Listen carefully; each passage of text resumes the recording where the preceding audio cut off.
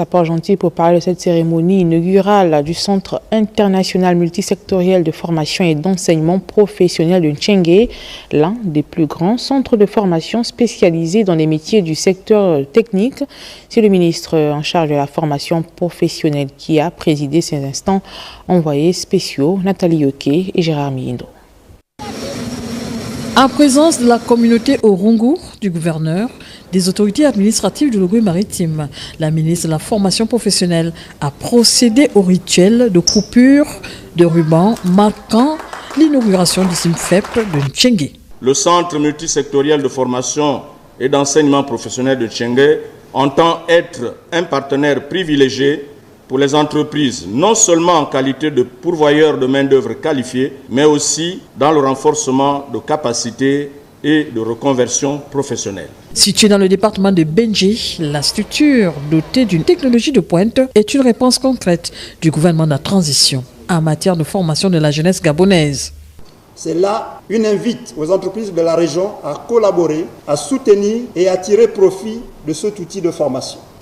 Ce conformément aux orientations du Plan national de développement de la transition. Préserver l'acquis, intensifier le partenariat public-privé avec les opérateurs économiques de Port-Gentil pour produire une main-d'œuvre qualifiée. Voilà quelques-unes des missions. Le président de la République, chef de l'État, le général de brigade Brice Clotaire Oligingema place l'éducation et la formation au cœur de ses priorités. Nous avons 3 grands centres de formation professionnelle de dimension très internationale, de capacité de plus de 1000 stagiaires et avec une diversité de filières et de formations pour répondre à la question de l'employabilité des jeunes et réduire le taux de chômage. Et c'est vraiment d'encourager les jeunes qui ont passé le concours, qui ont commencé leur formation en février. J'ai été déjà ici avec vous en fin d'année dernière et pari réussi.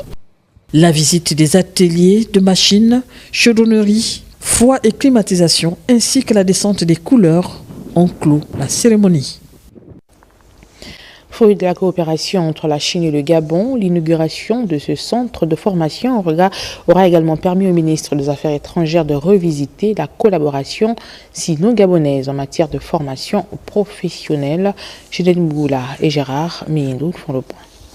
Régis Onangadiaï, ministre des Affaires étrangères, a saisi l'opportunité de cette inauguration pour inviter les Port-Gentiliens à préserver l'acquis, mais aussi à révisiter les liens de coopération sino-gabonaise en matière de formation. Ce centre, dans son environnement, n'est que le commencement d'une nouvelle aventure de développement, parce que dès que la route sera achevée, connaissant nos populations, tout le monde va s'installer sur le bas-côté, y compris en termes d'infrastructures commerciales. Et c'est tout le pays qui va améliorer ses capacités de développement. Pour notre part, nous ne ménagerons aucun effort pour poursuivre cette coopération win-win, gagnant-gagnant, comme nous l'avons toujours commencé. L'enjeu pour nous, c'est d'écouter les gars, de prendre en compte les préoccupations de nos populations à travers le soutien très important que nous apportions à la Chine au niveau des instances internationales. Il y a entre la Chine et nous une coopération économique, une coopération financière, mais il y a au commencement une coopération diplomatique. Conçu sur un site de 20 hectares, le centre de Tchengué est la parfaite illustration de ce partenariat. L'inauguration de cette structure de formation ne marque pas la fin de notre coopération. Bien au contraire, elle symbolise le début d'une nouvelle ère, un avenir où le centre jouera un rôle crucial dans le développement des compétences, de la formation des jeunes talents et le renforcement des tissus économiques du Gabon. AVIC International Holding Corporation est l'entreprise chinoise qui a réalisé sur le sol gabonais les 3 centres de Nkok, Tchengué, Vengue. Le partenariat inclut le recyclage des formateurs pour la maintenance des outils. Dans sa circonscription natale, le ministre de l'Agriculture, de l'Élevage et de la Pêche en a profité pour échanger avec les populations du département de Bongo. Tassiana Minko et Jules Daspiviga me font dire que les discussions ont porté sur le prochain référendum. Département de Bongo, du sport matinal, le ministre Jonathan Inyumba s'exerce pour le match du 30 août prochain. Quelques heures après l'exercice physique, le membre du gouvernement fils de la localité a réuni la population de Moulengue Binza. Le message en langue vernaculaire est concis et clairement défini. Le choix est porté sur le président de la transition au référendum qui pointe à l'horizon. Mais il faut qu'on le soutienne. faut qu'on l'oblige à être candidat. Même s'il ne veut pas. Et pour nous, hein? Parce qu'il est en train de relever le pays qui est en train de souffrir. Deuxième temps fort, la mise à disposition d'une ambulance pour le centre médical de la commune de Moulengi-Binza et d'un véhicule pour le collège d'enseignement secondaire Ignace Inyumba. Une promesse du président de la transition lors de sa tournée républicaine. Ici, on exulte. Merci. Et le maître mot. Le message du ministre a été très bien pigé. Nous allons respecter tout ce qu'il nous a dit. Nous sommes pour le référendum. Nous sommes pour le oui. Au référendum, nous allons choisir le président de notre choix, le général Olingi, pour la continuité de notre pays.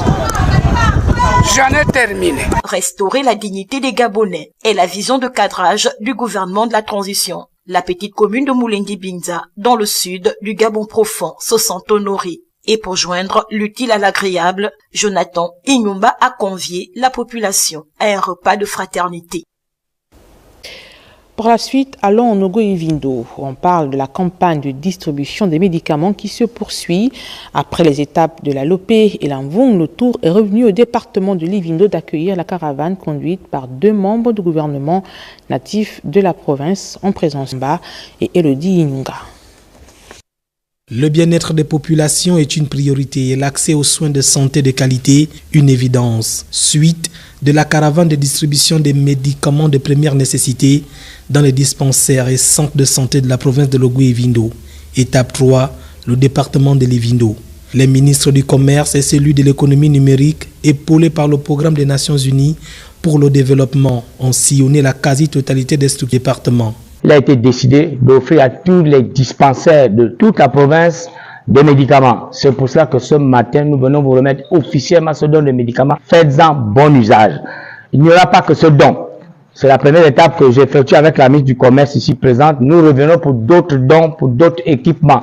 Le président a dit qu'il est à l'écoute de toutes les doléances de tout le Gabon. Une démarche saluée par l'ensemble des personnels de santé. Je remercie beaucoup parce que j'attendais ça. Aujourd'hui, j'ai vu la réalité. Comme dans les précédentes étapes, le ministre du Commerce et son collègue de l'économie numérique ont mis un point d'honneur sur le référendum en perspective au Gabon. Nous savons que le référendum pointe à l'horizon. Tinkele, comme l'ensemble de la province de Logou-Ivindo, doit dire oui au référendum. Les Ogivins doivent être fiers car la province est en chantier. Une mission qui résulte de la volonté du président de la transition à répondre aux besoins et aux priorités des Gabonais et d'approvisionner les zones rurales en médicaments essentiels. L'entrepreneuriat des jeunes et l'autonomisation des femmes de Logou-Ivindo au cœur des préoccupations des membres du gouvernement de la transition. C'est pourquoi la ministre en charge des activités génératrices de revenus a réagi à travers cette dotation à l'endroit de plusieurs femmes. De quoi démarrer une activité commerciale. On retrouve Lardingue Mamba et Elodie Inyunga. Assurer aux populations une aisance et autonomie financière à travers les activités génératrices de revenus. Le ministre Parfait Amouye Molam vient d'octroyer un important lot de matériel et de produits de première nécessité aux femmes du département de l'Ivindo. La fonction publique est saturée, tout le monde doit entreprendre. Je suis fière de vous. Quand je suis arrivée, on me dit non, là-bas, ils font la culture du miel et il faut préserver ça. J'ai apporté quelques matériels afin de vous permettre de vous prendre en charge. On va remettre au chef de regroupement un ballot de friperie. Il y a un ballot de friperie ici qui l'accompagne. Il y a également des cartons de savon. Un geste significatif qui permettra à ces dernières d'entreprendre et de se prendre en charge. Sentiment de joie, parce que c'est la première fois qu'on reçoit un tel don. Notre joie elle est grandement immense. En tout cas, on espère que ça va continuer. Fier d'avoir une population dynamique comme la population de Logou-Ivindo. On est bien conscient des difficultés qu'il y a ici. Le conflit homme-femme, la question du chômage des jeunes. On est conscient de cela. Et moi qui suis ministre des PME, ce que je recherche quand je viens comme ça, c'est de rencontrer également les jeunes. Pour dire aux jeunes, il y a l'entrepreneuriat. Organisez-vous, il y a des relais. Faites-nous parvenir les projets. Madame le gouverneur est là, les préfets sont là, les délégués sont là. Et nous, on voit comment vous accompagner. Le retour à la terre et à l'entrepreneuriat sonne aujourd'hui comme un impératif afin d'inverser la courbe du chômage au Gabon. Sur Ngowi, dans le département d'Etimbwe, province de l'Ogooué-Maritime, où séjourne actuellement le ministre en charge des sports, André Jacques Ogan en vacances. On a profité pour être au contact des siens. On en parle avec Charles Goula et Eric Kassa. Le canton Ngoé du département d'Etimbwe de la province de l'Ogooué-Maritime s'est donné rendez-vous ici sous l'arbre à palabres du village Ntchongorové pour échanger à cœur ouvert avec le docteur André Jacques Ogan sur leurs principales préoccupations d'une part et le message qu'il avait apporté d'autre part. Nous remercions le président de la transition, chef de l'État, le général de brigade Brice Clotaire Oligui Nguema, pour la confiance accordée à votre modeste personne. Ce canton a longtemps souffert de la mauvaise foi de nos politiques. Demandez à toutes les entreprises qui exploitent dans le canton de participer au développement des villages à travers le programme RSE. Approvisionnement des médicaments dans tous les dispensaires avec affectation du personnel médical. Réouverture du site Luango qui employait plus de 100 personnes avec formation à l'appui. Le membre du gouvernement, dans son adresse, a réitéré la ferme volonté du chef de l'État, Brice Clotaire Oligui Nguema, à améliorer les conditions de vie des Gabonais. Pour ce faire, le oui au prochain référendum est une solution indéniable pour la continuité du réveil du Gabon. Les populations doivent se prononcer entre le oui ou le non. Et je sais que Ngoé a toujours été un bastion qui va toujours du bon côté. Aujourd'hui, vous réclamez un certain nombre de doléances. Nous venons ici, c'est pour poser des actes. Et je prends en compte vos doléances et je présenterai ces doléances à qui de droit. C'est pourquoi je vous exhorte à voter pour le oui. Après une série de questions-réponses, des kits scolaires et plusieurs autres cadeaux ont émerveillé l'assistance, preuve que Brice Clotaire Oligui Nguema et le CTRI sont légitimes dans le canton Ngoé. Et juste après, les ministres André Jacques Ogan et Régis Onangandiaï ont lancé à Omboué le cross de la restauration dans le cadre du grand festival de Nandipo en sa 3e édition. On fait le point avec nos envoyés spéciaux Charles Goula et Eric Kassa. Inédit dans la commune d'Omboué, le cross de la restauration. 300 coureurs, dont André Jacques Ogan et Régis Onangandiaï, ont décidé de défier le bitume du rond-point de l'entrée d'Omboué à la place de l'Indépendance, soit 10 km. Pour ce faire, une santé de fer.